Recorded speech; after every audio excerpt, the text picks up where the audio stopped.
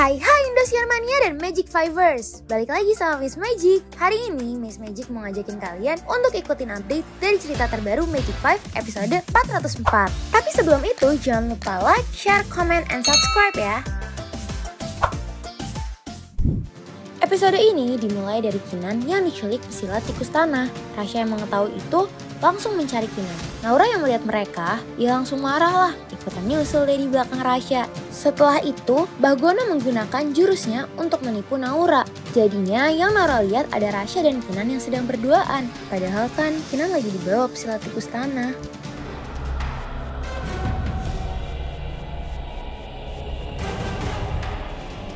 Sesampainya di sungai, Naura malah ditarik oleh pesilat tikus tanah dan ditenggelamkan. Gak jauh di belakang itu, ternyata ada Adara yang mengikuti Naura. Dia juga ikutan ditarik oleh pesilat tikus tanah di sungai. Apalagi dengan kondisinya Adara yang lemah setelah memegang tanaman teh. Iya, kan Naura dan Adara juga saudara sambung. Wah, pasti jadi incaran Praja juga nih.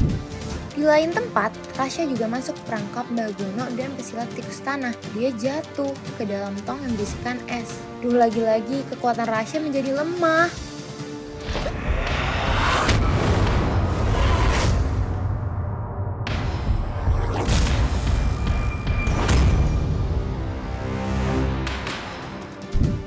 Di lain tempat, Gali meninggalkan Praja di tengah perjalanannya. Gali ingin mencari tahu keberadaan mata air.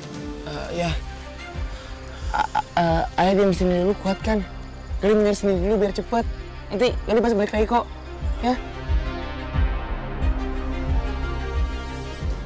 Tapi ternyata Bagono dan pesilat tikus tanah malah menemui Praja. Mereka ingin menyelesaikan rencananya. Tapi lagi-lagi Praja malah mendadak jadi tua. Gak ada ampunnya ya Praja. Di lain tempat, Irsyad dan Pipit sedang menggunakan alat buatan Irsyad. Al datang dan mencari Adara. Bran pun juga mencari keberadaan Kinan. Akhirnya mereka menyadari kalau ternyata mereka kehilangan Naura, Adara, Rasha, dan Kinan. Lu nyari Kinan? Gue nyari Adara. Lu? Rasha, Nih? kamu Naura. Pada kemana nih semua?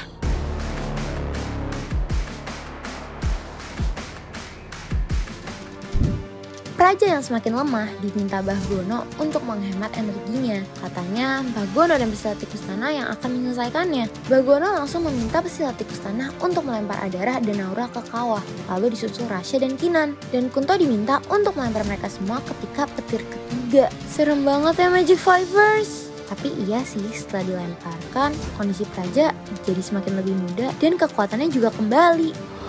Terus bah. Terus bah.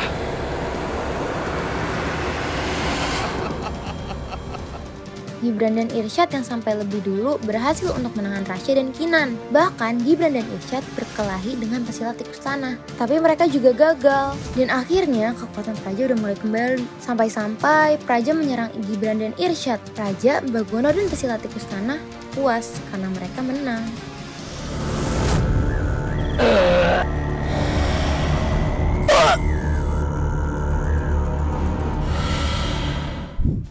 Padahal, Rasha mampu keluar dari kawah menggunakan jurusnya. Rasha akhirnya berkelahi dengan pesilat tikus tanah. Bagono hampir mengacaukannya lagi. Untung ada Irsyad yang langsung nyalain murotalnya, biar mereka jadi lemah.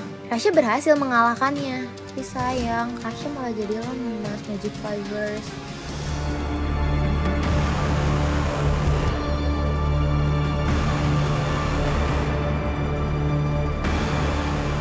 Rasha. Siap. Lagi-lagi mereka kalah sama anak-anak Jakarta itu. Di lain sisi, Wira, Alif, Soleh, dan Inces Ipit sudah sampai di jurang Gunung Opat. Mereka langsung mencari keberadaan Praja. Ipit, iya teh kita udah sampai di Gunung Opat. Sudah, kita sudah sampai di lokasi Gunung Opat. Menurut lokasi Irsyad yang terlacak. Ya udah, kita cari Kak Icat sama yang lain-lain. Kan kita di sini buat cari Agali sama ayah aku. Ya udah. Pipit yang lagi mencari Irsyad malah kaget karena dia malah melihat Pak Praja masih berhubungan dengan kakeknya. Dia jadi meragukan Praja yang sudah baik. Kenapa masih berkomunikasi sama Mbah Gono? Apa jangan-jangan Om Praja masih jahat? Kenapa Om Praja masih berhubungan sama kakek? Alif, Wira, Soleh, dan Inces Ipit datang menghampiri Praja. Mereka mendengar tentang kejahatan Praja yang sudah melempar Naura dan Adara ke kawah. Tapi Wira masih kekeh membela ayahnya kalau ayahnya itu baik. Akhirnya Alif dan Wira malah berdebat. Pas Alif meyakinkan ke Inces Ipit malah dirusak oleh Mbah Gono. Dan lagi-lagi Praja berpura-pura tersakiti. Mbah Gono menghipnotis ketiga anak tersebut untuk melupakan kejadian tadi. Untung ada Pipit yang melihat dari kejauhan. Aduh Praja, kok malah tinggalin Wira gitu aja sih? Padahal kan dia berniat untuk menyusul kamu juga Praja. Untungnya ada Pipit yang menolong mereka.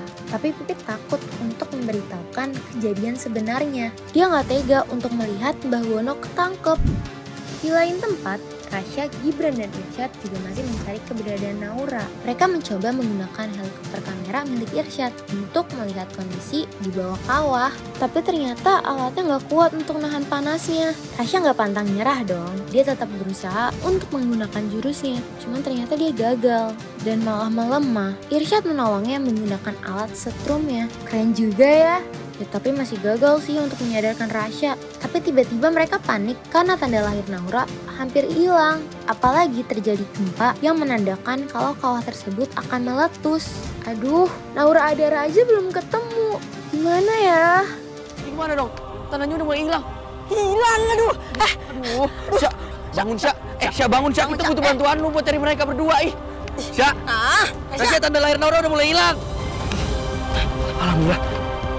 Di lain sisi, Galih dan teman-temannya masih berusaha untuk mencari mata air cinta sejati. Mereka harus menemukan bunga warna-warni seperti pelangi. Tiba-tiba, mereka melihat Al yang sedang menuju mata air cinta sejati. Galih nggak pengen kalah dong, dia langsung mengambil mata air tersebut. Tapi sayangnya, Galih kalah cepat sama Al. Oh, jadi ini mata air cinta sejati. Indah banget. Ya, walaupun gak ada Adara gak apa-apa deh. Gue ambil dulu, nanti pas udah ketemu Adara gue minum bareng sama dia.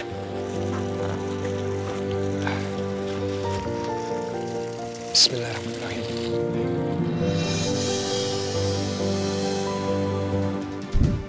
Kemudian, Rasya dan Irsyad masih mencari keberadaan Naura dan Adara. Tapi tiba-tiba Rasya mendadak menjadi lemah dan pingsan. Akhirnya, Irsyad memutuskan untuk menelpon Gibran.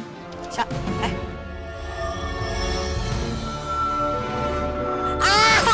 Tolong. Aduh, berat banget. Sya, bangun. kerjaan kita masih banyak buat nyari Naura sama Adara. Malah pingsan sih. Bikin kerjaan aja. Masa harus pulang? Ya kalau pulang nggak sama Adara gimana? Masa nggak ada yang nyari? Tapi kalau nggak pulang juga bahaya ini anak, ngerepotin juga. Gibran juga sedang mengantarkan Kinan yang kondisinya sudah lemah. Aduh, pada melemah gini, semoga mereka nggak kenapa-napa ya Magic Fivers. Di kediaman Praja, anak buah Praja mengantarkan Praja kepada Sari. Apalagi melihat kondisinya Praja yang semakin lemah, membuat Sari membaca Al-Quran di depannya. Tapi Praja malah makin kesakitan. Bismillahirrohmanirrohim.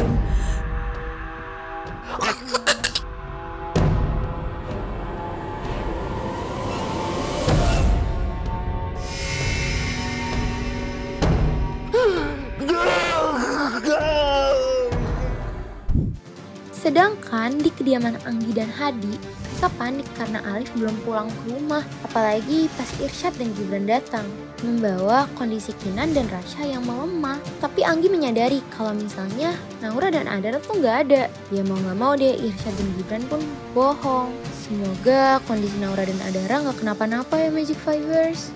Masih di Gunung Opat. Soalnya mereka masih ada tugas, ya. Iya, ada kerjaan. Oh. Ya udah tuh, ayo dibawa ke kamar dulu. Iya, ayo. Si Rasya juga dibawa ke kamar. Bantuin om. Iya. Di tempat lain, Pipit yang sedang sholat tidak lupa mendoakan Mbah Gono untuk berubah menjadi lebih baik. Tapi beda dengan Mbah Gono. Mbah Gono malah masih berusaha untuk mencari cara lain. Malah Mbah Gono ikutan menjadi tua seperti Praja. Mbah Gono mendapatkan dampak yang sama dari usaha Praja yang terus-terusan gagal. Makanya dia bertekad untuk menyembuhkan Praja. Apalagi biar dia gak kena dampaknya. Kondisi Praja yang semakin lemah membuat Sari menjadi panik dan histeris. Gimana ya nasibnya Praja selanjutnya? Apakah Mbak Gono berhasil menyembuhkan Praja? Kira-kira kondisi Naura dan Adara juga gimana ya? Apa mereka aman?